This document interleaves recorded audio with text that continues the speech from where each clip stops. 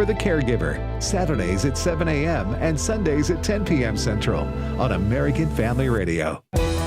This is American Family Radio, a listener-supported ministry of the American Family Association.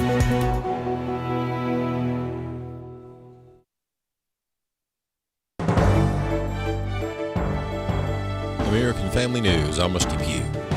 Friends and family of Lindsey Graham paid tribute to the late senator at a funeral ceremony in his home state. Jonathan Seri has more from Columbia, South Carolina. Lindsey Graham was laid to rest near the place his life began. It was a private family burial at a cemetery near his boyhood home in the small town of Central. This final farewell followed public ceremonies in Columbia, where friends and colleagues, including Senator Tim Scott, shared memories of a life lived to the fullest. The advice I most appreciate from Lindsey, he never spoke to me.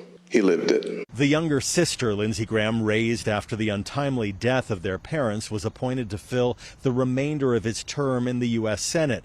Darlene Graham has also announced she's running for a full term. The U.S. launched attacks on Iran overnight. This comes after Iran launched surprise missiles on U.S. bases in Jordan that were intercepted.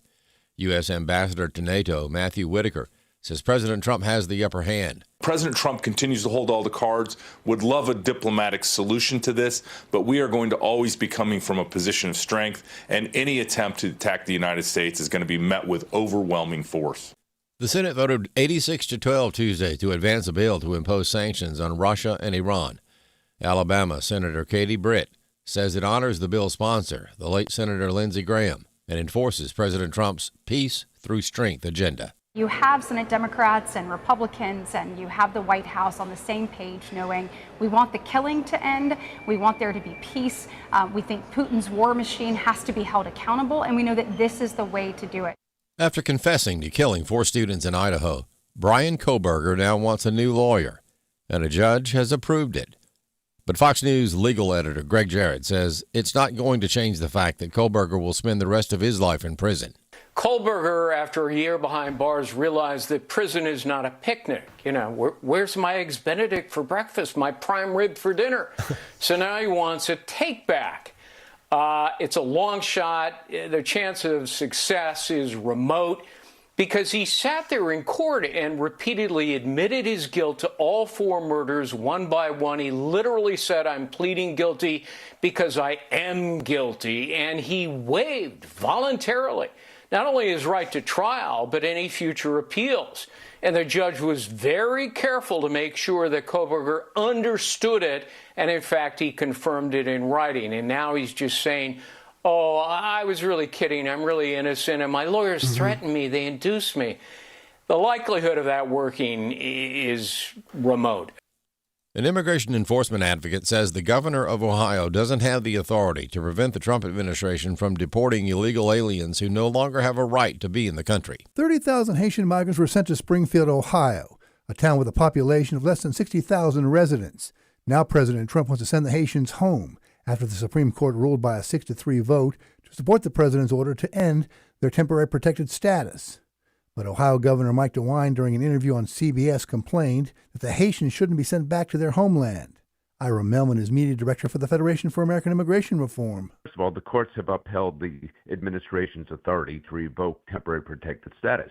By its very definition, it is supposed to be temporary. In the case of Haiti, these people have had temporary protected status since 2010.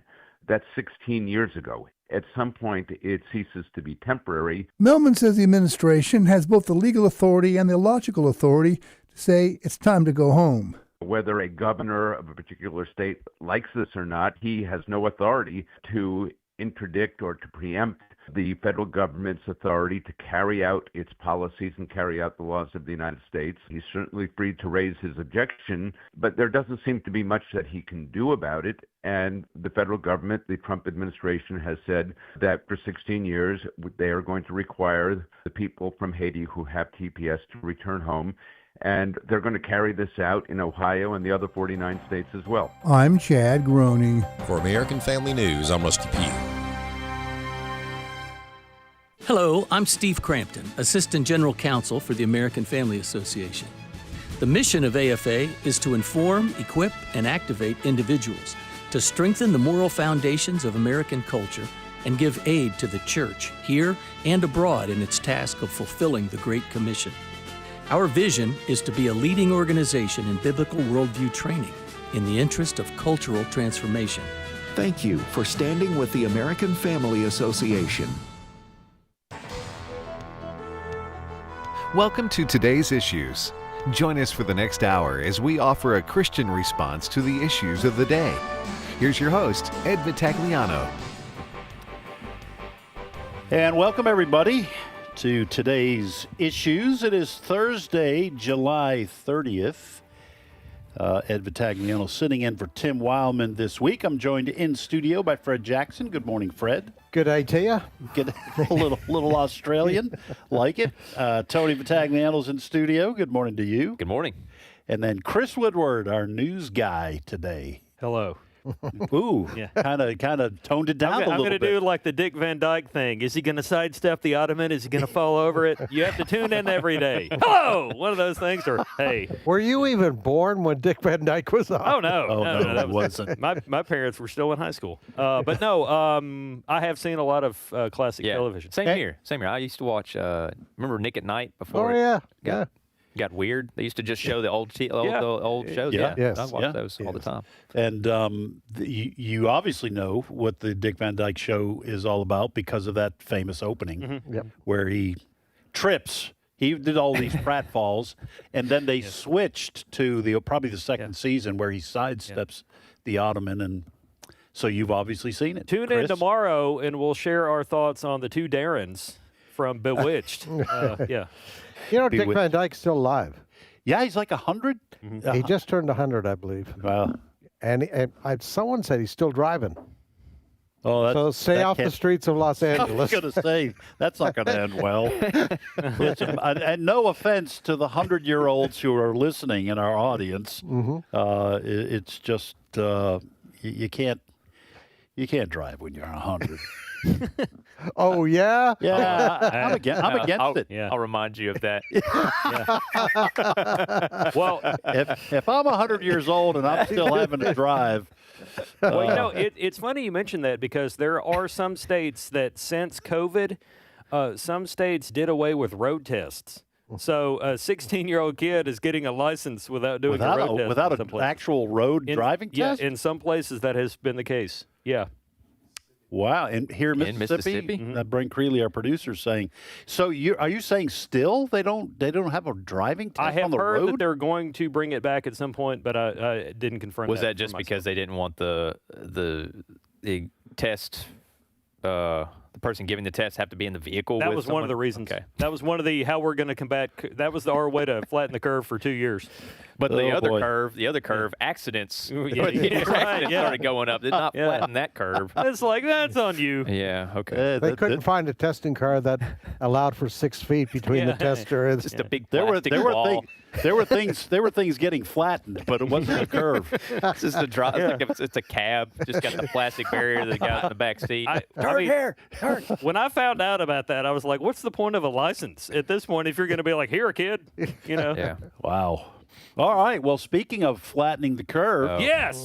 And speaking of COVID, we do want to make mention of the fact that the now infamous hearing with Anthony Fauci yesterday, there's been some reaction. We're not going to, folks, as we mentioned yesterday, we just kind of had an emotional purge yesterday as we relived a lot of that. It's like a Maoist struggle session, bringing it all. Wow, nice. Yeah. Maoist struggle session.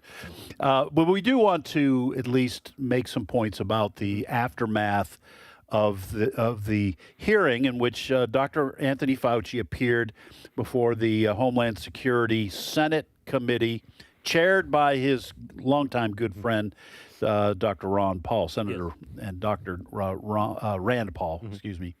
And so, Chris, update our listeners, and let's hear from some of the reactions. Whatever you want to do. We're not going to take a whole lot here. Yes. Oh, by the way, before you go any further, I do want to let our listeners know that next week is Truth for Youth Bible Week.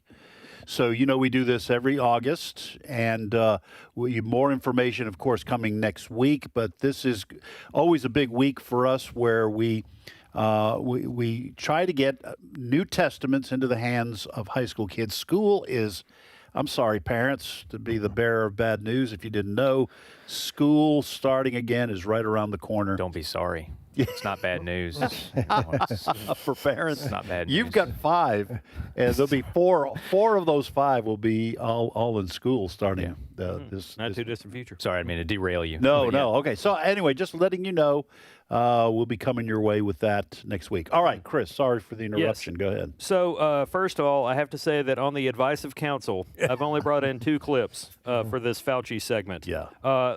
What people need to know is that if things were left to Dr. or Senator Rand Paul, we've not heard the last of this situation because in this soundbite you're going to hear, Rand Paul is still talking about how they can, the committee that he's is on yesterday that heard testimony or lack thereof from Dr. Fauci. Rand Paul is still out there talking about how they can possibly hold Dr. Fauci in contempt of Congress. Clip 6. It's a resolution saying that he should be considered for charges for contempt of Congress. I think if that resolution passes our committee, which it will, that it could simply be referred directly to the Department of Justice. Now, we can debate that, but since it's not really a law, it doesn't have an exact procedure. I think there's a possibility that we don't go to this whole Senate floor, but that the committee passes it and we go directly to the Department of Justice. Now, what they can hold him in contempt of, I am not sure. And I say that because, as we discussed in the program yesterday, Dr. Fauci invoked the Fifth Amendment, which we're all allowed to use. He did so 111 times, even when it came to little insignificant things like, and I'm not making this up, the color of his tie. Clip 7. Well, nothing says honesty like taking the Fifth, huh, Doc? Let's try something. What day of the week is it today?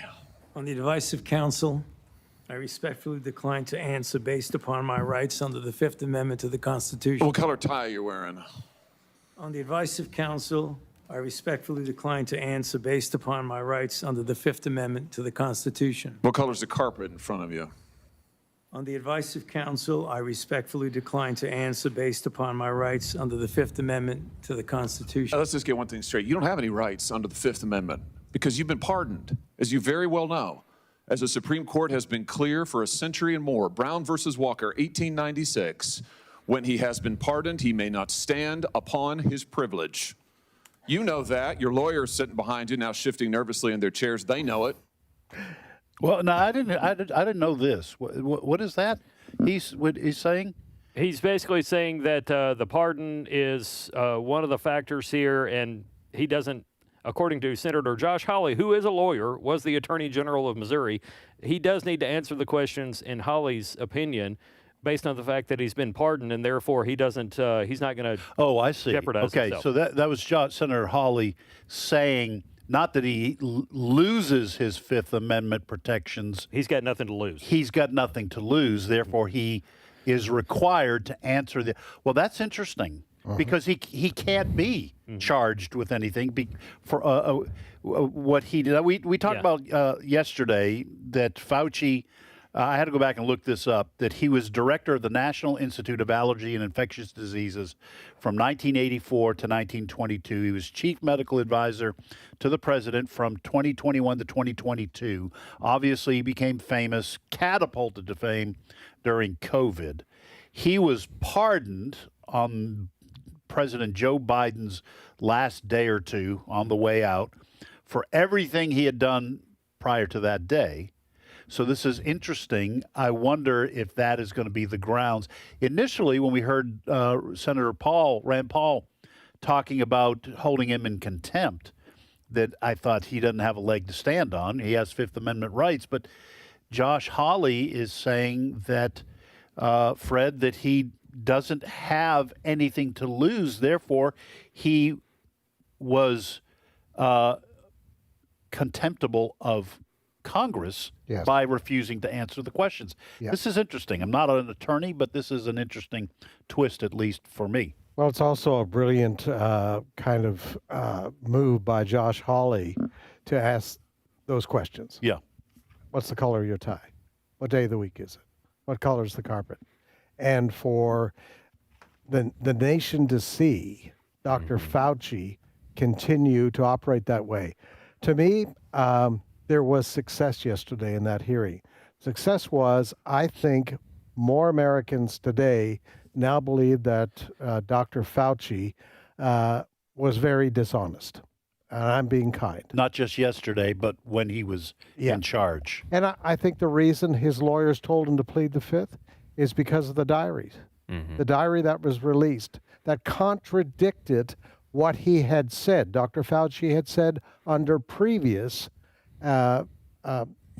testimony that, and that therefore, if he didn't plead the fifth yesterday, that he could easily have been convicted yesterday by that court. If he had answered that those Senate questions. hearing. Yes. Right. Yeah. So the tactic wasn't to be a smart aleck. Right. The tactic was actually to protect himself because of what the diaries have told us. That are now, what was that, 1,000 pages? Yeah. How stupid, and it goes to the arrogance of Dr. Fauci, that he put everything on a government computer. That diary was on a government computer. And I think some of that's required, though. I think if you're the head of a major part of the government, but not your personal diary, though. I don't. It wasn't. Okay, so you guys can help clarify this. It wasn't a personal diary because it was done on the government computer. Yeah. I think the reason he had it on the government computer is that he was required, I think, to record some of his thoughts about things, and then he became too personal in his commentary because it had gone to his head. I think that's what it seems to have indicated. And to our point here, at one of the entries in the diary, he's telling his friend, delete this email. Yeah. So it was all there. Go ahead, Tony. This is, and then you don't have anything else, do you, Chris? No, not from this. Okay, this will be, you're going to make the final statement here. Yeah, I'll say this.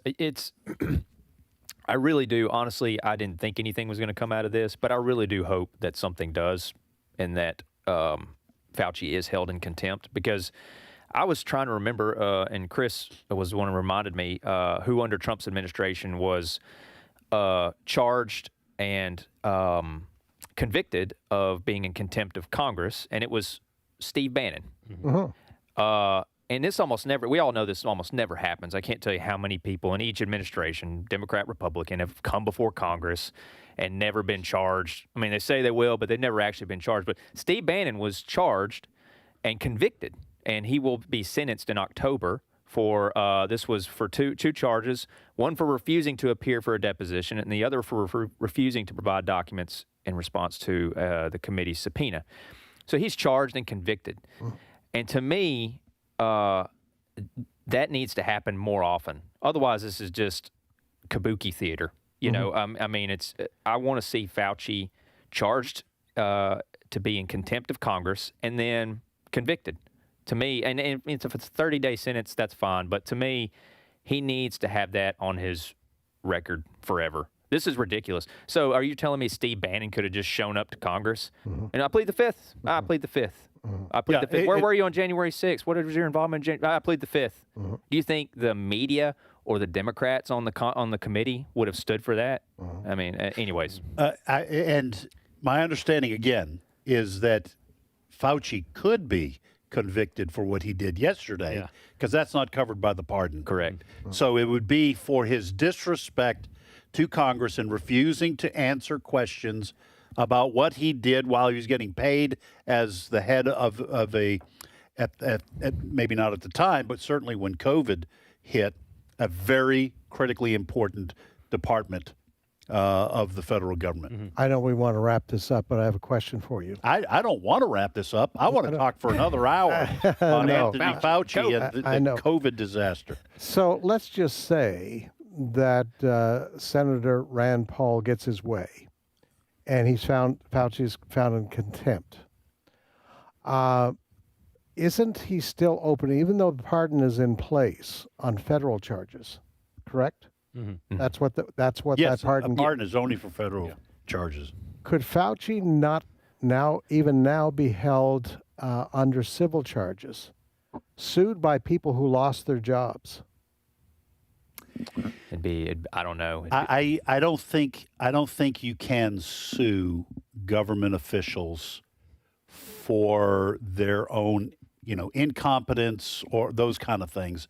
I think they are protected from civil suits. Okay. So now you can sue the government for the monies that you lost. Mm-hmm. I don't think you can sue individuals while they're fulfilling their duties for the federal as a federal official. Okay. I think that's the way it works, so that you don't have members of the government being sued into oblivion and paralyzed. Oh, that'd be a shame.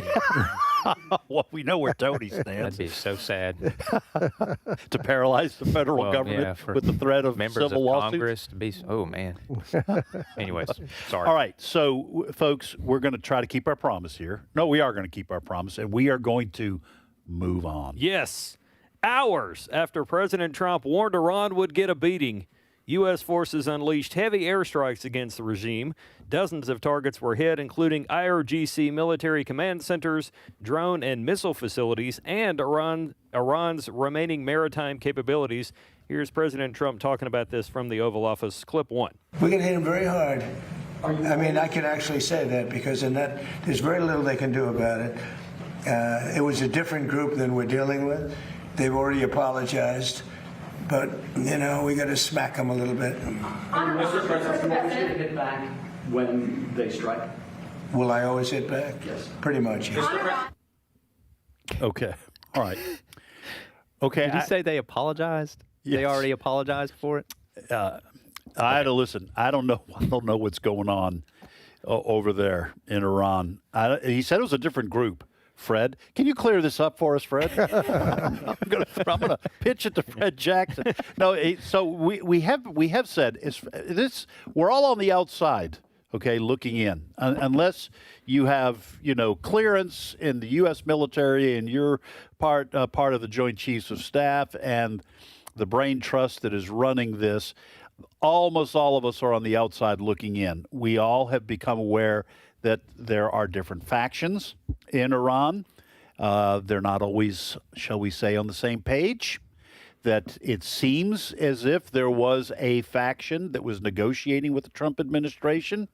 I don't know how sincere they were, but that was the group that was negotiating when they had the memorandum of understanding. But there were other factions called hardliners by some of the experts who refused to have any kind of ceasefire. And that's why when we had a ceasefire, somebody would fire off some missiles because it was a different faction. Now, President Trump is saying that is a new faction, I guess, that we were responding to. But Fred, and then I'll ask Tony. I don't know where.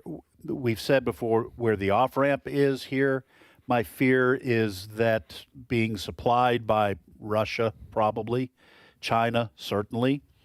Iran is going to continue to come up with missiles and drones, and we're going to continue to hit back. And this thing is going to go on probably past the midterms and could be a political disaster for the Republican Party. I just don't know what President Trump can do to stop it.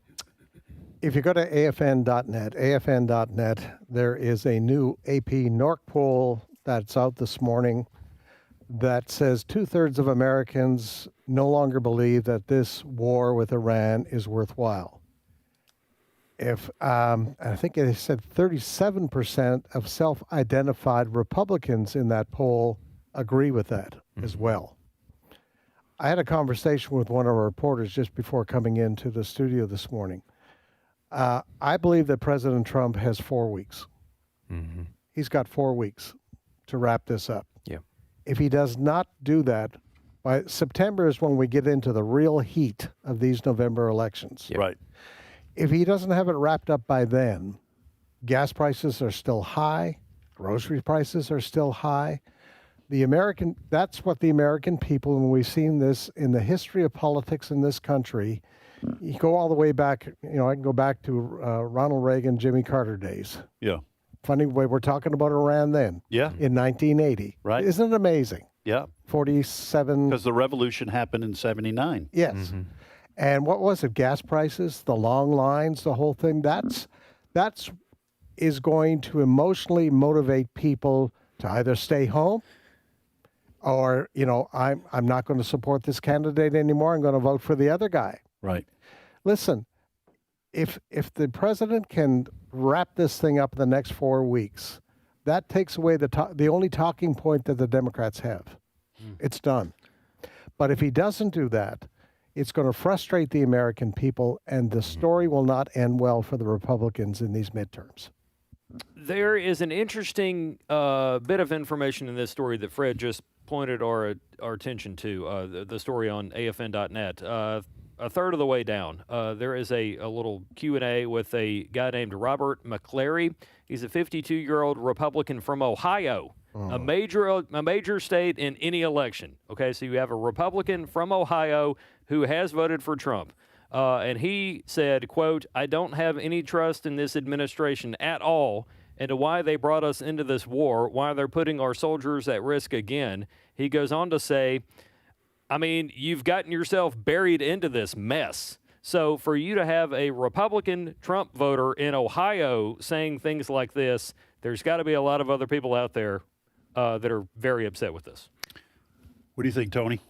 Yeah, I agree with everybody here at this table, and I agree with McClary. I don't know how you get yourself out of here. I think, in my opinion, we should have. Now, hindsight's always 20/20, and I'm not the geopolitical strategist. I'm not in the briefing room or the war room or whatever.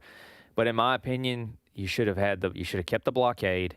You should have just kept it in place. It's the least invasive way to put pressure on the regime, and you just keep it in place and until every faction is ready to capitulate, until the money starts drying up, the wells start getting damaged.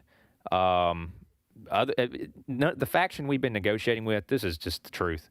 They're not the ones running the show. No. They're not. No. They're not. All of Iran right now, the IRGC, is a mosaic. It's the best way I've heard it described.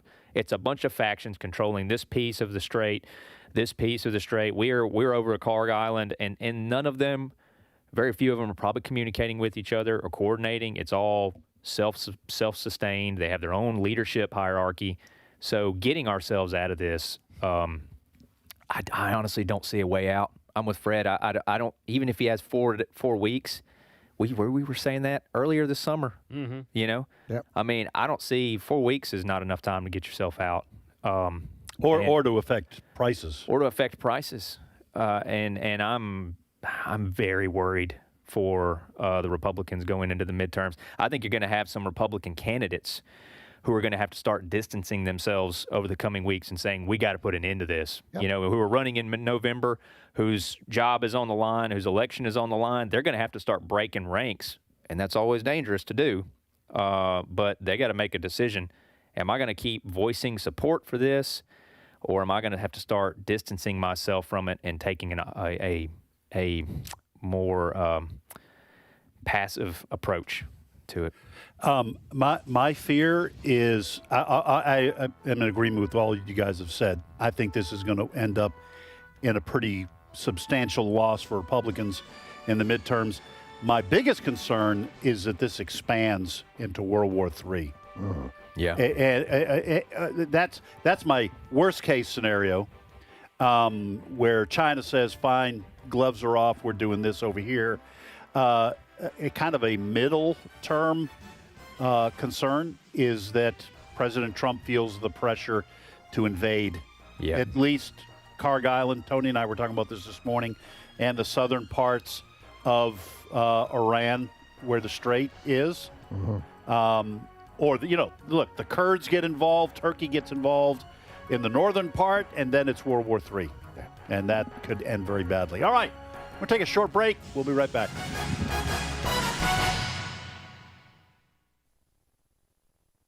It's my turn. Here is your host for My Turn, Don Wildman. As a student at Emory University in Atlanta, I used to occasionally go down to the First Methodist Church to hear the minister, the late Pierce Harris, preach.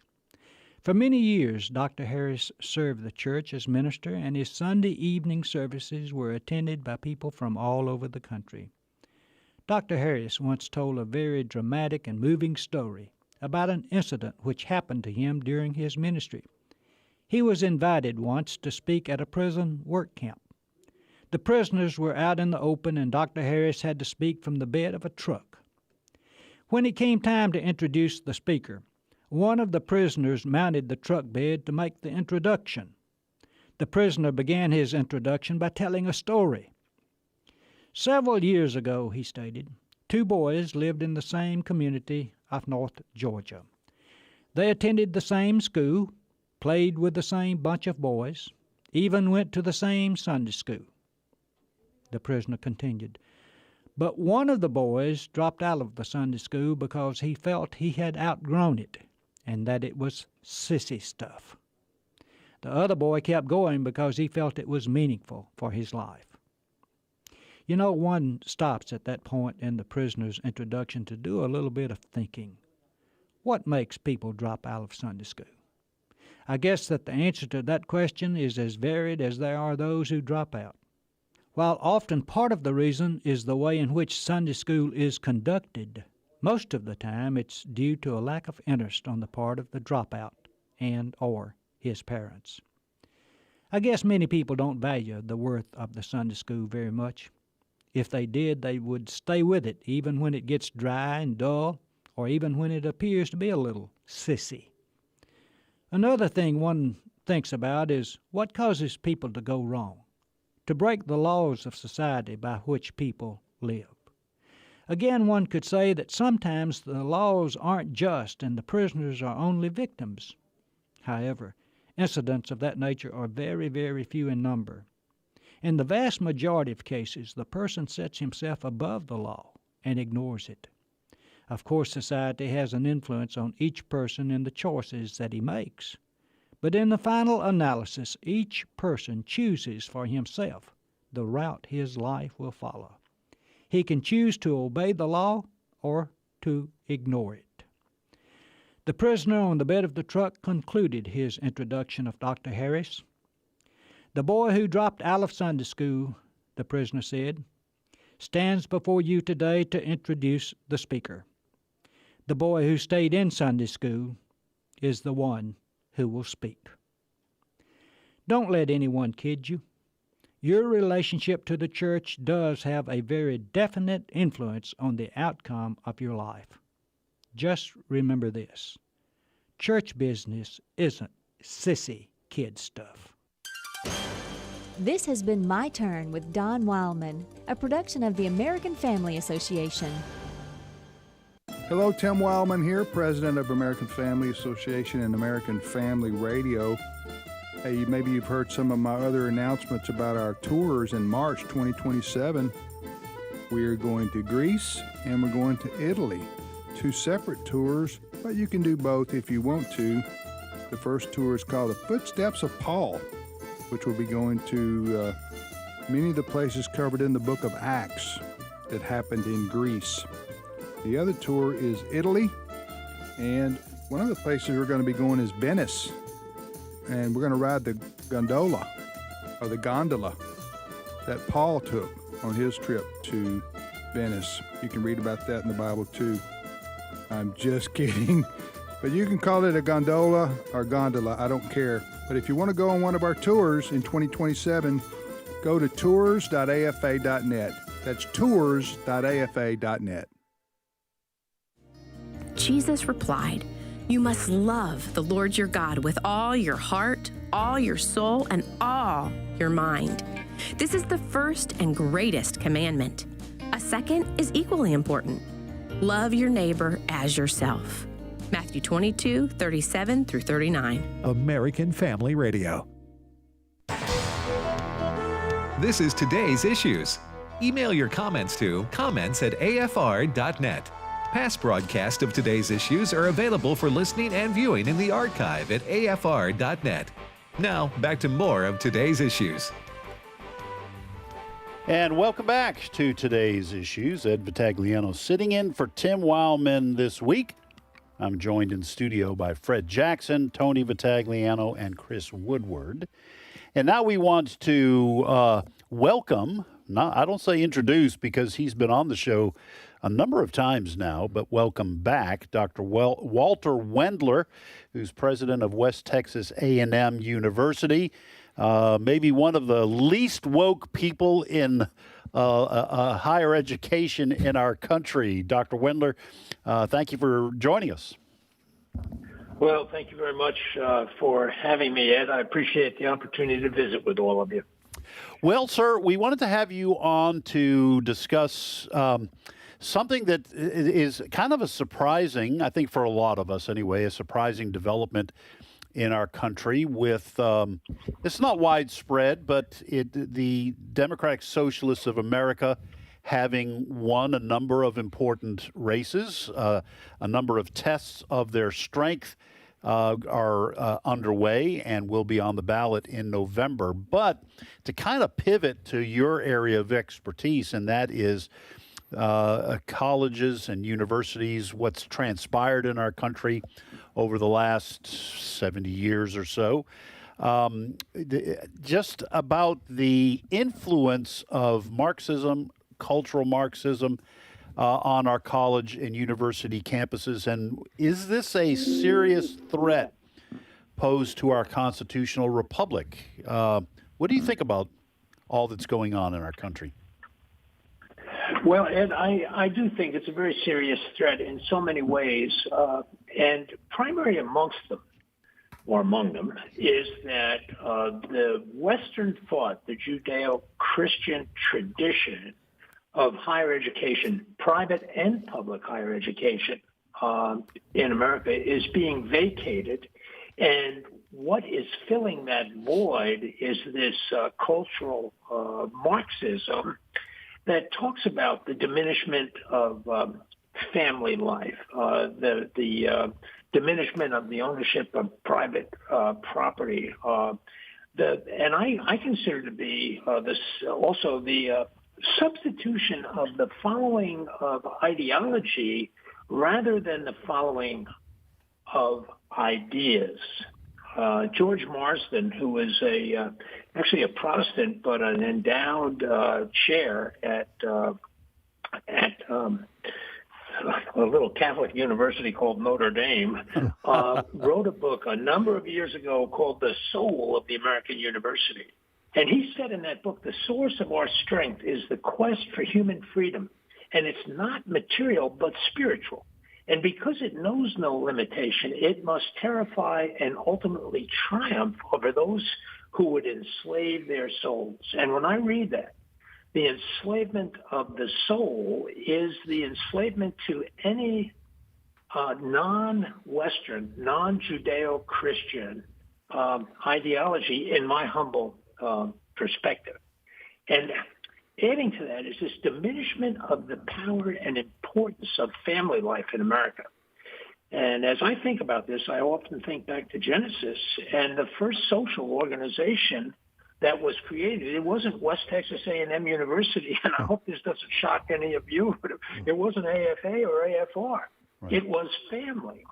And we have neglected family life to the detriment of the whole of American society because it is the building block of a constitutional republic. Marxism, cultural Marxism, and indeed applied Marxism has another view that says that is not the cultural, that is part of the problem because it leads to capitalism and financial gain and so on and so forth of individuals. But these principles of social coherence and purpose and trust, these are important things that we need to make sure that we continue to attend to in universities. And too many universities are afraid to talk about these from a Judeo-Christian perspective. And I think it is tragic, and it's going to take a long time for it to vanish. But you said, Ed, that we're starting to see this. It may not be everywhere, but it's going to get more widespread, I think, unless people of principle stand up and say, wait a second, the foundations of American society, and as you said, a constitutional republic, are embodied in free thought and the pursuit of truth and understanding from a rational perspective the human condition in relationship to our Creator. These things are they're indispensable to a free society. Dr. Wendler, Fred here. How did it happen that we surrendered our education system to people who advocate this ideology, this dangerous ideology that you're talking about? How did this happen? Well, I think its intentions actually in some ways are rooted in a kind of a form of tolerance that I think is misapplied. We don't have to be tolerant of silly ideas or destructive ideas to our free society. We don't have to be tolerant to that. And the challenge is that a lot of times these small groups of thinkers, Marxist thinkers, we see it with this Democratic Socialists of America. They're a small group, but they carry a huge megaphone. We see it with the mayor of New York, and this is not a political. It's just this is the way it is. A very small group of people have a huge microphone, and they occupy the 24-hour news circuitry day in and day out. I mean, almost any news channel you turn, I don't care if the news channel leans left or right, if they're centrist, it doesn't make any difference. These guys are on there, and we pay a lot of attention to them. And I think we should be returning to the fundamentals. Mm-hmm. C.S. Lewis was very concerned that universities and the educational systems generally were creating men with empty hearts. Or empty chests with no hearts, and it was wrong-minded. And we try to listen to everybody and their ideas, which I think up to a point is appropriate. But then we don't push back. We believe this concept of the separation of church and state. And Dan Patrick, our lieutenant governor here in Texas, just recently opined and is going to look at how misunderstood that concept is in contemporary society. And I happen to agree with him. I'm a person of faith, and I don't hide that. I honestly confess that. And that doesn't mean you have to agree with me. I'm not going to try to proselytize anybody. I understand the difference between a pulpit and a podium. I get that. And normally when I speak on the campus, I speak from a podium, not a pulpit. But that doesn't change who I am. And I have to be honest about that. And I think too many of us are reluctant to do it. Mm-hmm. You guys in the safety of the sound room that you're in right now, it's one thing. But in the public, I think believers personally believe that believers need to be more willing to understand the apologetics of our faith and to share those in ways that confront the ignorance of for example, Marxism. The Communist Manifesto, which I've read, and it's interesting, and I've read it, and doing away with the family, doing away with private property. My wife told me the other day, one of the Nikita Khrushchev's key concepts, and she's right, key concepts was to get the children, and when we get the children, eventually we'll end up with the adults. And by the way, this is exactly the same as the 4-H movement in the United States. It was to educate the children to be better farmers, and then they would go home and tell their parents, and crop yields would increase. But when you come at it from a free enterprise perspective, a creator-driven, God-driven perspective, it's one thing. But when you come at it from a man-invented ideology about what's right and what's wrong, it turns into a disaster. Sorry, I get a little bit energetic. No, about listen, these this things is because fantastic. This is great stuff. It's important, and I think American higher education, by and large, has walked away from it, Mm-hmm.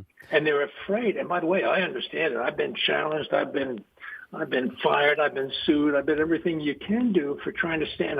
That's not bragging or anything else. It's just the fact of the matter. But none of that stuff has worked. God's hand He keeps providing for me in ways that I can't even begin to describe. And I don't mean to be mystical about it or enigmatic. It's just the way it is. And I think all of us in leadership, in education, not just in universities, but in primary and secondary education, look at the tape from some of these school board meetings and what goes on in some of these public school meetings. And it's nuts. It's nuts. At any rate, probably overstated the case, but there you have it. Those are my thoughts. Yeah. Hey, it's Chris here. I have a question for you that relates to what you just finished with. It used to be that colleges were the places that might produce tomorrow's liberal activists, but now we know, because there's well-documented examples of this, there's efforts to get kids in K through 12. So it's not just universities anymore. It's now grade schools that are trying to make kids woke and produce tomorrow's radical liberals. And I bring all that up because I can't believe we're saying this, but we're almost about to the point where kids are starting to go back to school, or maybe even starting school for the first time. So what advice would you give a mom or dad that's about to send their kid to school or send their kid back to school? Well, this is very good advice. I mean, it's a great question, and I think the thing that the parents need to do is be involved. You don't have to go to a school board meeting and shout. You can go see a teacher and talk, or a principal and talk. I remember that Mary and I went to see a principal once. We were overseas in Italy for a semester, and we were wondering where our kids should be when they came back, because we were kind of homeschooling them, and they were going to school at an Italian school. I mean, it was just a different sort of thing. And the principal was very direct with us, gave us very sound advice. He said, both your boys are on the edge of their age group. They're some of the youngest kids in their class, and if they were to stay back a year, they'd be their oldest kids in their class. We learned that by talking to the principal. He shared his personal testimony of his daughters and sons, and how the sons were slower socially and emotionally, and that leaving them back would be a good idea. And that's what we did. And that was good advice from a public school principal. So here's the thing, to answer the question directly: get involved. And I say, not necessarily screaming and shouting and carrying signs. You go and be a thoughtful participant in discussions about these things. And if the school board is not thoughtful about it, I'd run into them at the local grocery store or the hardware store and talk to them directly and say, come on, what are you doing here? So I think parental involvement, look at the books that the kids are reading, that students are reading, and not just in first and second grade, but even in high school, maybe especially in high school. I remember one time one of our children was assigned, it wasn't assigned, but they showed a movie in a classroom, and it was this Michael Jackson movie, Thriller. Well, he came home, our youngest son, and that at night when it was time to go to bed, he came to see his mom and said, I can't go to sleep. I keep seeing bodies coming out of the ground. And Mary said, what are you talking about? And he said, well, we saw a movie in school today. Well, this teacher, unbeknownst to what the movie was, a parent brought it in and said, hey, the kids will like this. They showed the movie. Well, Mary went in front of the teacher, and the teacher was so apologetic and absolutely broken down about it, because she knew it was a terrible thing to do, and apologized, and she was a very reasonable person. So I say again, for the fourth time, get engaged. Get engaged. Don't just assume that everybody's good interests are going to make the day. We are individually, fearfully, wonderfully made in the image of God. And I say you take that knowledge and insight and you bring it to the public school teachers. And by the way, with all the challenges in public schools, a good number of those teachers share the faith that we share. And I think would be pleased to hear from parents about things that they're concerned about, and so on and so forth. So I say, without equivocation, get involved. That's the fifth time I've said it. Be engaged. And I think that's the most important thing. Our guest most important thing. Our guest has been Dr. Walter Wendler. He's president of West Texas A&M University. And by the way, Dr. Wendler, I'll let you pitch this. We have a very good relationship with Dr. Wendler. He speaks very highly of West Texas A&M University. It's a public university, but has maintained an emphasis on the values of Western civilization. Dr. Wendler, give me a second. I'm going to let you pitch your school here on air. But folks, if you like what you heard from Dr. Wendler, I want to let you know that in the August issue of the Stand magazine, some of you may not even know we have a monthly magazine. You can sign up by going to afa.net. Dr. Wendler has an article in it. I was talking to Rebecca Davis, the editor of our magazine, just yesterday, and we're going to be having more of the outstanding writing, the ideas you've heard from Dr. Wendler in the magazine in coming months. So check out the Stand magazine. Go to afa.net. His article in the August issue is Check Your Faith at the Campus Gate. Really? So Dr. Wendler argues that universities best fulfill their mission when faith, reason, moral formation, and academic freedom work together to cultivate courageous thinkers and responsible citizens. Dr. Wendler, so appreciate your insights that you've shared with us. Why don't you go ahead and promote West Texas A&M University? There may be parents who are going to be, they have seniors in high school. They're going to be looking at where they might want to send their kids. Why is West Texas A&M a good choice? Oh man, you've opened the door here. Give us the short version. I will give you the short version. We are embedded in one of the most conservative regions in the state of Texas. And my job is, in my sense of things, is to make sure that the values of this region are part of the cultural exchange that happens when students attend a university, public or private. And this place is conservative. We are the most conservative public university in the state of Texas. I've written a piece about this, an op-ed a couple of years back, but I looked at the 38 counties in Texas where the presidential elections in 04, 8, 12, 16, 20, and now 24, it doesn't change. We have more consistently voted for Republicans in the presidential elections than any other county that's home to a public university in the state of Texas. And that's a fact. Now, I also want to say, just as a caveat, Republican doesn't always equal conservative. And I listen to you guys, and I know you agree with that. And likewise, Democrat doesn't always mean wild liberal or Marxist. These political labels they're less than satisfactory. But I think it's a pretty good indicator. We are conservative, and we openly and steadfastly proclaim those values, these conservative values, are embedded and imbued in West Texas A&M University because these are the people we serve first. And if people, your listeners appeal to that, here comes the pitch. They can go to www.wtamu.edu and look at our webpage. And if you'll spend any time there, you could go look at the Hill Institute or any of the number of initiatives that we have to promulgate these very important values. And they're not just Panhandle values. I think they're Texas values and indeed American values. And I think we need to be steadfast about it in places of learning and not apologize for them. Say, well, we're a little backward here. I get that. People tell me that in so many ways. You know, we need to be more like New York City. Well, I'm from 40 miles out on the North Shore of Long Island. And I'm not sure we need to be like New York City. I think you get a big amen from the group on this panel. So, hey, Dr. Wendler, thank you so much. This has been a great conversation, and we're going to have you back.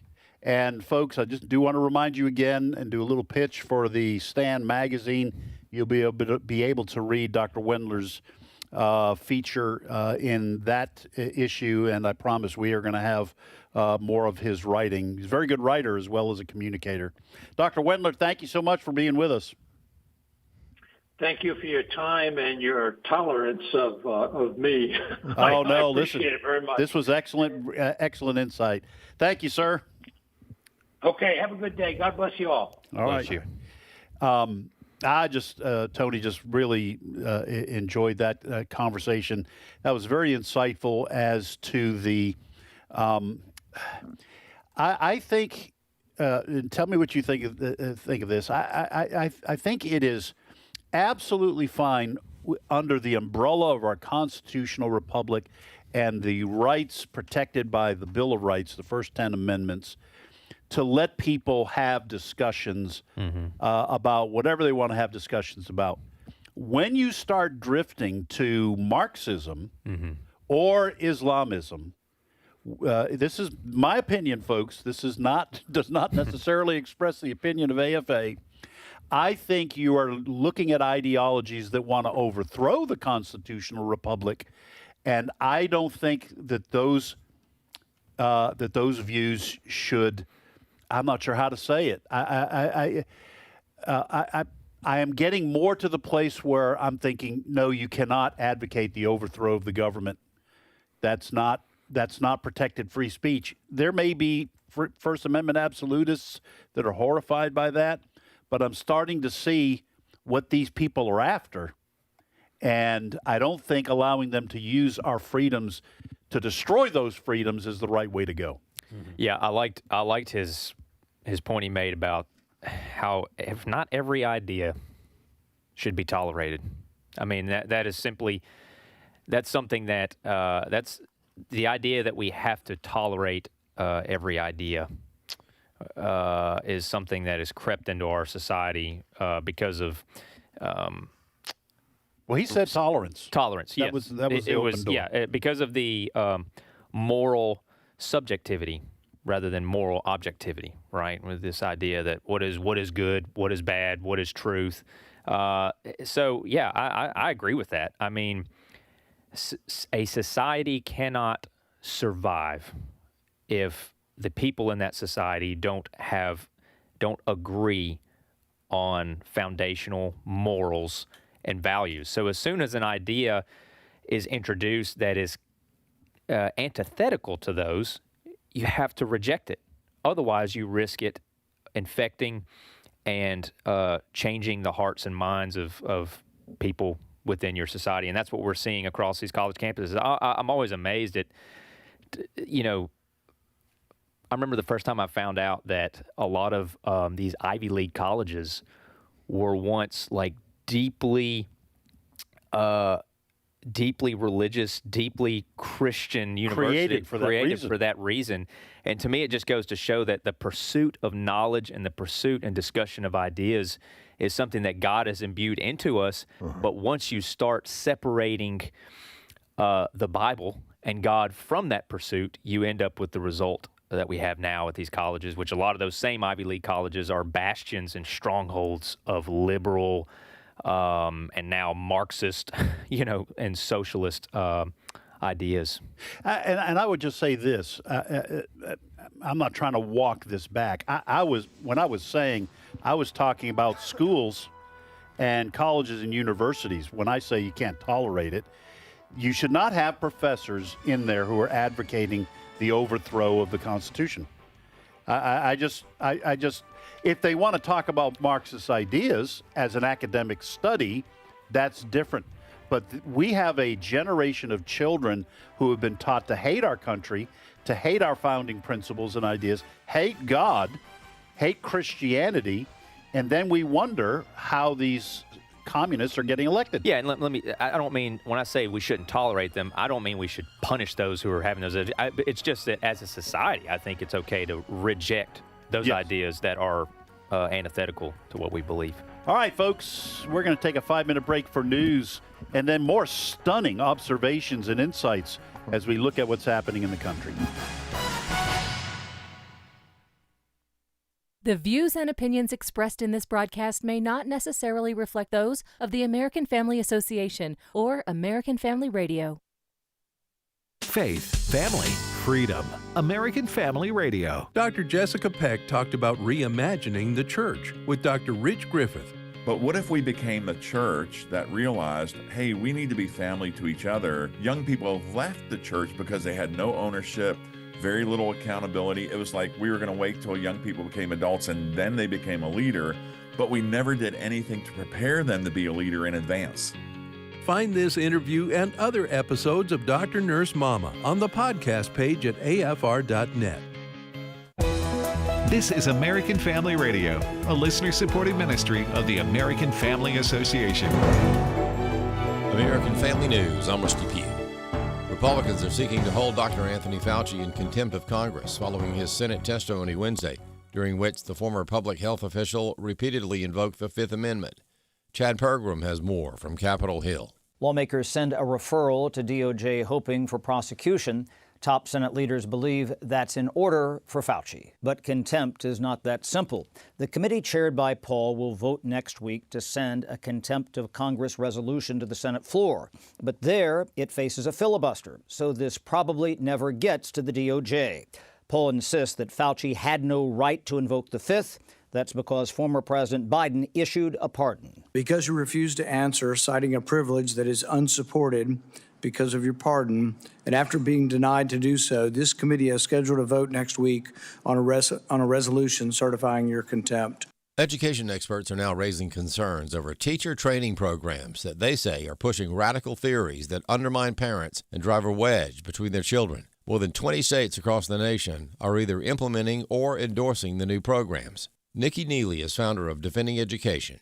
There are so many problems in schools today, and the fact that they are coming from teachers themselves, seeing programs like radical liberated ethnic studies programs, teaching children to identify both themselves and their peers through the lens of identity politics first, through race, through sex, and then to treat others accordingly, is baking racism, hate, and sexism, et cetera, into children from a very young age, and at an age when they're not able to defend themselves from that. And if parents don't know what's going on, then it's impossible for parents to actually be able to push back against some of these toxic ideas.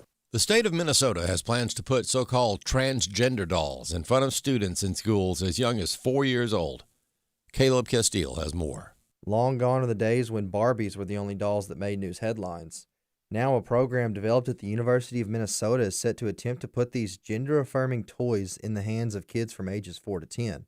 The dolls feature removable body parts and several different clothing choices and hairstyles. This was meant to be used as a therapeutic tool for educators to be able to teach children that gender is based on how you think and feel rather than one's biological sex. Defending Education says that the issues aren't simply the dolls. The organization wrote on X that, quote, "It's that there is no indication parents have been notified this program is coming to schools or whether they'll be allowed to opt their children out." Paul Runco, Defending Education's Senior Director of Strategic Initiatives, says that this is the group's reason for concern. Parents have the right to know what's happening with their child at school, especially on sensitive topics involving sex, gender, and mental health. Defending Ed has filed a privacy complaint against the state of Minnesota for violations of the Protection of Pupils' Rights amendments with the U.S. Departments of Education and Justice.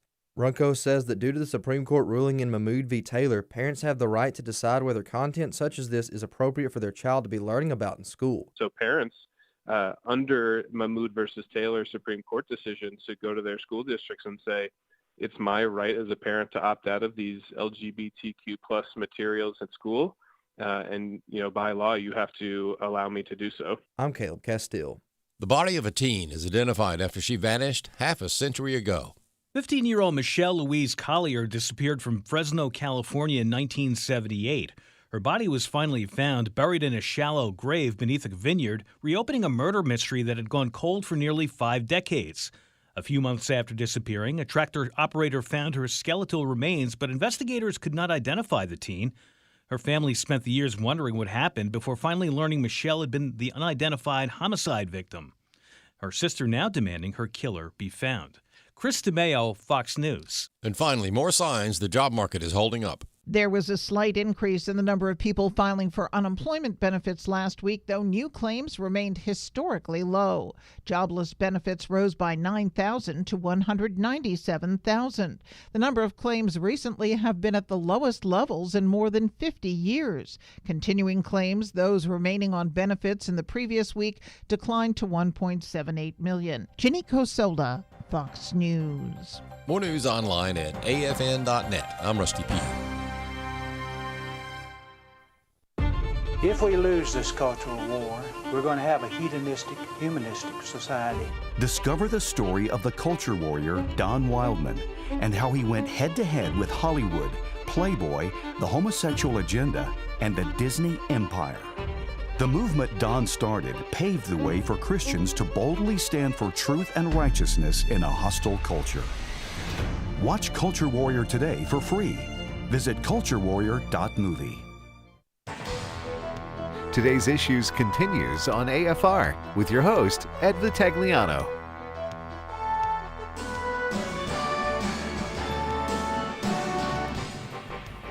And welcome back, everybody.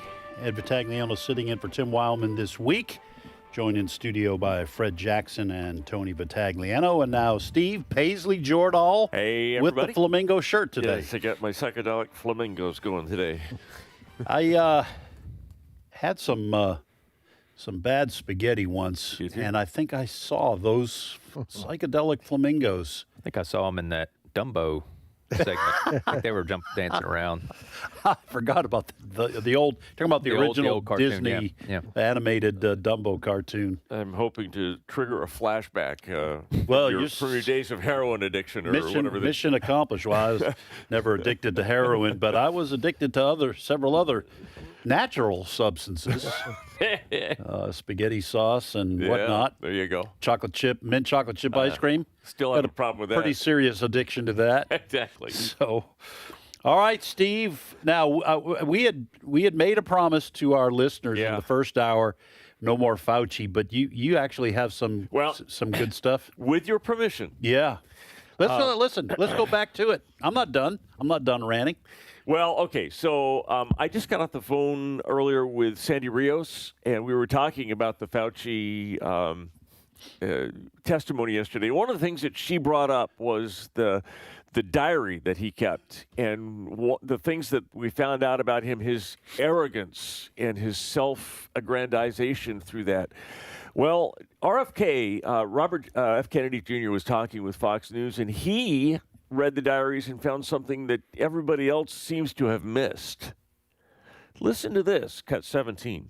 One of the things that was new to me in his diary was his admission that he got pulmonary infarction in July of 2021 after receiving the vaccine. So he took the Moderna vaccine on national TV, telling in a very, very highly publicized press conference to show people that was safe. Then he got one of the primary, most expected adverse events, which was potentially deadly blood clots in his lung, myocardial infarction. He kept that secret from the American public, and we only learned about it because of his diary. He was getting the best medical treatment that is available to anybody in the world at Walter Reed and all these other centers. There were doctors fawning over him. Meanwhile, he was telling other people to take this product and concealing the fact that he himself, after announcing this press conference to show it was safe, had actually gotten very, very sick from an injury that was highly expected and highly likely to be caused by the vaccine. Wow. I don't know what to say. I did not know that. Nor did I until... This is the kind of thing you can hear on American Family Radio from American Family News. I'd not heard that anywhere. He hid that, knowing full well, Fred and then Tony, knowing full well that had he told the American public, with all the other stuff that was going on around about myocarditis and what is this, what was that, the infarction? What was the word? Pulmonary infarction. Pulmonary infarction. With all the stuff that was going around, that would have gutted the push for people to get the vaccine, and he kept that. Now listen, Let me just say this, and Fred, I'll pitch it to you. You don't have to rant, okay? You guys don't have to rant if you don't want. I'm not even saying that there is a causal relationship between getting the vaccine and having these heart issues. But the fact was, at the time, nobody could discuss it. Exactly. Nobody was allowed to discuss whether there was a causal relationship or at least such a strong correlative relationship that maybe we should hold off on giving people the vaccine. That's what upsets me the most about the fact that he hid this. You stop and think now when you watch these ads for drugs on TV. Yeah. They spend most of the ads saying, here are the possible side effects. We joke about that. There's a law in place that forces these companies to do that. Mm-hmm. Good point. You know, but apparently Dr. Fauci found himself above all of that. Right. That I don't have to tell the people, even when it happened to him. Right. And one of the repercussions of what happened during COVID, the American people, if they completely trusted our medical system, it deteriorated dramatically after that. And also the trust in officials who we have trusted to oversee health concerns, oversee what pills, we joke about, our politicians investing in Pfizer and all of these sorts of things. And then you hear this story coming out of the diary, and they say, there's got to be some truth to these rumors. That these politicians, they invest in these medications. But it's, in some ways, you know what you just told us, Steve, does not surprise me about this man. Yeah. It just doesn't. This seems to be the lane that he goes through life in. That's a good phrase. Well, Tony, all we were told was follow the science. Yeah. But not really. Look, I'm going to have a pulmonary infarction just listening to that. Did you know that? Well, Steve caught me right before the last break. Okay. That's the first I've heard of that. So I'm gonna come out and say what Fred was saying. I'm gonna come out and state it. I mean, Dr. Fauci is worth $12 million thereabouts. 100. I don't say 100%. Highly likely that he had a financial vested interest as well as other politicians in both Pfizer and Moderna. Pfizer experienced its greatest year in history over the course of 2021 and around 2022, I believe. I mean, they made billions of dollars, and it was because they were getting paid billions of dollars. They were getting paid. Basically, the government was funding them to produce these vaccines. And there was this push, pressure socially and, at your place of employment. There was a heavy-handed push to take this vaccine. And it's just unconscionable to me that something like this would happen where Dr. Fauci would experience a very common, again, causation. I'm not going to sit here and make the statement that it was causation, but a very common correlative side effect of this vaccine, and would keep it to himself because more than likely he owned stock in Moderna and Pfizer. More than likely, I'm going to say not with certainty, but highly likely. And something like this coming out, the Saint Fauci coming out and saying, "Hey, I had some pulmonary issues after just so happened to be after I take the vaccine," would have put a huge damper on the mass adoption of that vaccine. Especially after he did the big video thing of him getting the vaccine. Exactly. That was... And to me, I get it. You can't... there wasn't enough information at the time to make a causation statement that this causes this. But it's the fact that all this information was withheld. All of the information should be presented to people when there's a situation like this and an emergency like this and unprecedented push for a vaccine development and push and public campaign for a vaccine like there was in 2020, 2021, and 2022, part of 2022. You need to present all of the information freely to people and let people decide for themselves. And that is why, to Fred's point, that people no longer have a trust of the medical industry, of the scientific community, is because you didn't give me all the information at the beginning and let me make the decision for myself. Maybe I would have heard about Fauci's pulmonary infarction and said, you know what, still, COVID's still scarier to me, worth the risk. I'm going to take it anyways. Yeah. But there's a lot of people, and I think the reason why they held it, there's a lot of people who would have said, I've known a lot of people who got COVID and survived, and I'd rather not take the risk. Yeah, because I don't have access to Walter Reed Medical Center. Yeah, exactly. So there we go. But add to that, just for a second, add to that, people who did have concerns and other ideas were punished. Yes. And silenced. Exactly. So you put those two things together, it gets pretty Russia and China. Yeah. It really does. And I'd toss Australia into that group of countries. Let me just say, in answer to one of the things you said here, Tony, is I think the reason you said, and this is the way we used to perceive life in the United States, give the people all the information, let them make up their own mind. Right. I think because so many progressives control the country, I don't think they trust the American people with that decision. Well, they say, you people, they may not say it, they won't say it out loud like this. They'll say, you people are too stupid. We are the experts. We're going to tell you what to do, and we'll make the decision for you. Let me just take this to its logical conclusion. If we don't have trust in our medical system, all you gentlemen, except maybe Tony, know that as we get older, we are subject to medical tests and things that are not pleasant. They're not easy tests. We have to start watching things. We have to start trusting our doctors more and more about our health.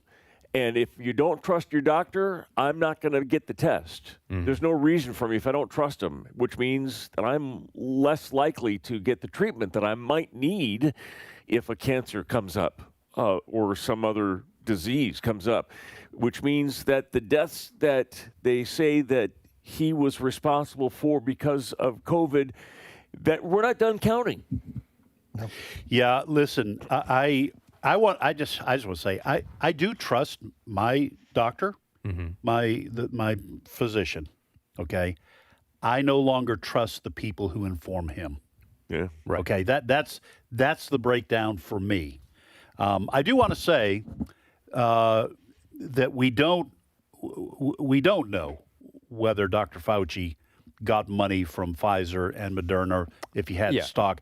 I do want to kind of make sure that claim has a caveat. The fact that he's worth $12 million makes me very suspicious. I don't think you can be worth $12 million based on a salary working for the federal government. No. I don't know what his wife was worth or any of those kinds of things. But I no longer trust, and haven't for a while really, Dr. Fauci as a man of integrity. Right. So I think far too many people on both sides of the aisle are bought and paid for by big corporations and big money factions in this country. And I don't trust Anthony Fauci as far as I can throw him. And I may be able to throw him. He's not a real big guy. He's not. Yeah. So, I'm not I don't want you to get sued. But I'm not saying, with certainty. Obviously, that's me just. It's just there was a lot of money. Pfizer made a ton of money, and there was a monopolistic relationship, an oligarchical relationship between these big companies, pharmaceutical companies, and the government. Basically, people by the millions were required to take these vaccines. The government was paying and reimbursing because the vaccines were free, right? You go get the vaccine for free, right? And then get your booster, and then get your second booster, get your third booster, fourth booster, keep on going. All free, right? And the government is subsidizing all of that. I mean, billions of dollars. If you had bought Pfizer stock at the end of 2020, you'd be doing real well at the end of 2021. I'll just say that. So, again, I'm not saying definitely, here or there, but. All right. Well, first of all, Steve, thanks for lighting that rocket again. My pleasure. All right. What else you got? Let me back up something that Dr. Wendler was I know you guys were talking about, or to him about indoctrinating the schools that are indoctrinating. I have a story here from Washington State. A mom named Maria Varchetto is talking about her daughter, who is a fourth grader at Martha Lake Elementary School. Martha Lake, Washington, is a suburb of Seattle, to the north of the city there. She's in fourth grade, and she was going to her music class. And the teacher in the music class decided to play this video. This is cut 12. Hey there, I'm Lindsay. And I'm Teddy. Welcome to Queer Kid Stuff.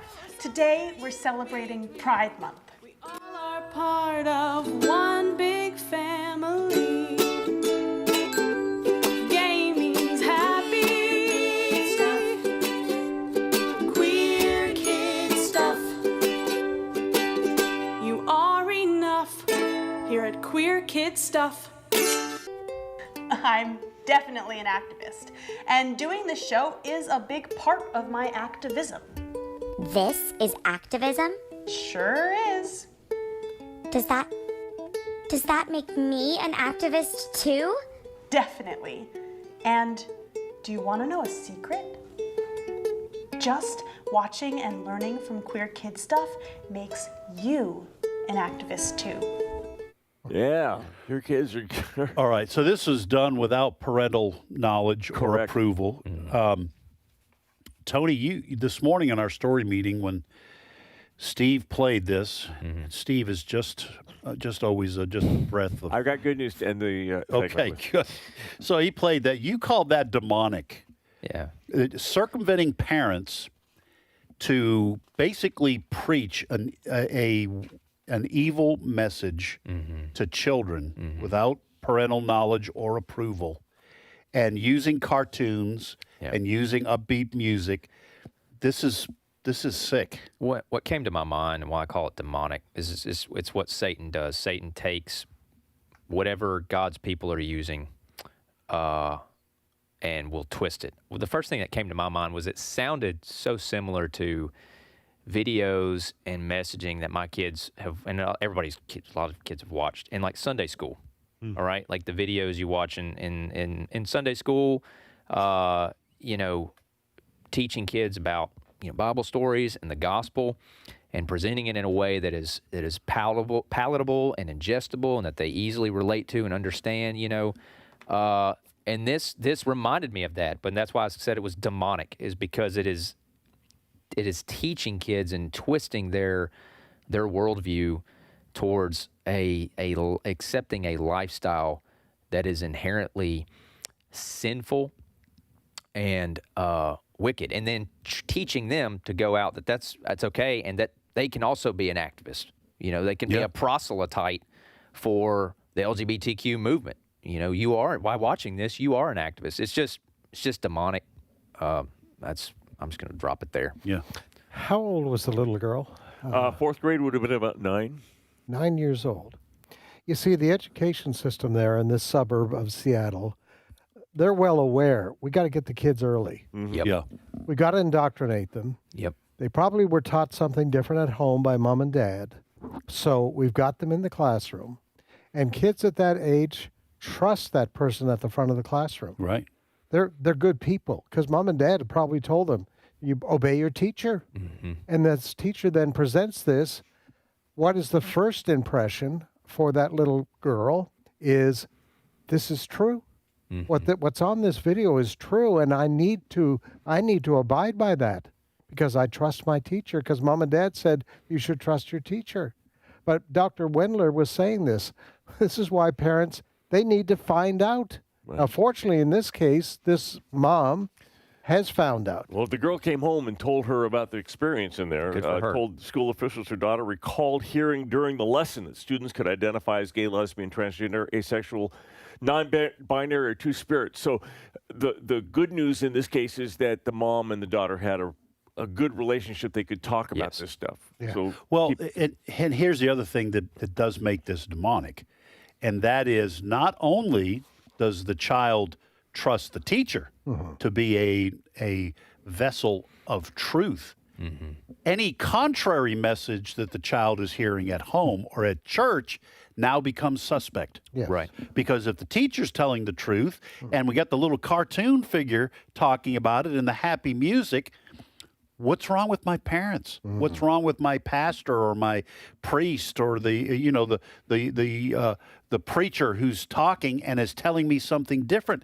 This is why this is so evil, is that now the school has insinuated itself between the student/child and the other authority figures in their lives. It's the confluence in a child's mind of, my teacher teaches me 5 + 5 = 10. That is true. That is a fact, right? There are 26 letters in the alphabet. This is how you pronounce them all. This is how you read. The kids are learning that your teacher is telling you facts and truth, right? Is teaching you truth. So then what they do is they bring in these other ideas, these other ideologies, and they're in the child's mind, what this teacher is teaching me about this must also be true. Right. Because, this is everything else. Mommy and daddy tell me that, you know what, 2 + 2 = 4. And this is how you do subtraction, blah, blah. And anyways. One snarky caveat to you. Probably if it's like a lot of schools, not all, a lot of schools, they're not teaching them 5 + 5. Maybe not, yeah. And they're not teaching them how to pronounce, because we know kids are young adults are ending up in university, and the university is saying you got to go back and learn to read. Yeah. But they are getting this stuff. Tony, 5 + 5 = gay. You knew that? Yeah. Well, listen, this has been going on for a while. This is one of the reasons, folks, why AFA has continued to stand against this movement, is because of the kind of sinister attempt to separate a child from parents and church authority, and it doesn't get any more evil than that. And doing it secretly, obviously. Yeah. So, all right. All right. Hey, we told you yesterday about 16-year-old lifeguard Ryder Williams in Santa Cruz, who was rescued a 10-year-old kid. We're finding out that he didn't end his day there. The teenage lifeguard who saved a number of young swimmers at Seabright Beach in Santa Cruz has been identified as Ryder Williams. He's 16 years old. He rushed into the water to save a 10-year-old child whose name was Nathaniel Ray. More surprising, however, was that the rookie lifeguard returned to duty immediately after the rescue and went on to help in 4 more rescues as the hazardous surf increased at the beach. It was Seabright Beach. There was a hurricane down in southern Mexico, and it was churning up the water. And the president has said he's going to invite Ryder Williams to the White House and award him a high civilian honor. I don't know. He didn't name the honor. There are a number of awards that something like this could. He'll probably talk to others in his administration and say, what can we give this young man? And look forward to seeing him at the next State of the Union address. Well, first of all, it was extraordinary yesterday. Yeah. You showed the video to us. I was blown away by the power of the ocean. This young man went in, disregarding his own safety to save. This video of this 10-year-old, that kid was exhausted. That kid would have been swept away. Yeah. And then he turned around and went back and apparently helped with 4 other rescues. What an extraordinary young man. It's a good day, right? It was a good day. Yes. Fred, I'll just say this. We're almost out of time here, but this young man, Ryder Williams, age 16, he's going to start off with some high civil award from the President of the United States. Yeah. That's what courage does. Sometimes it rewards it, and this young man's probably got a bright future.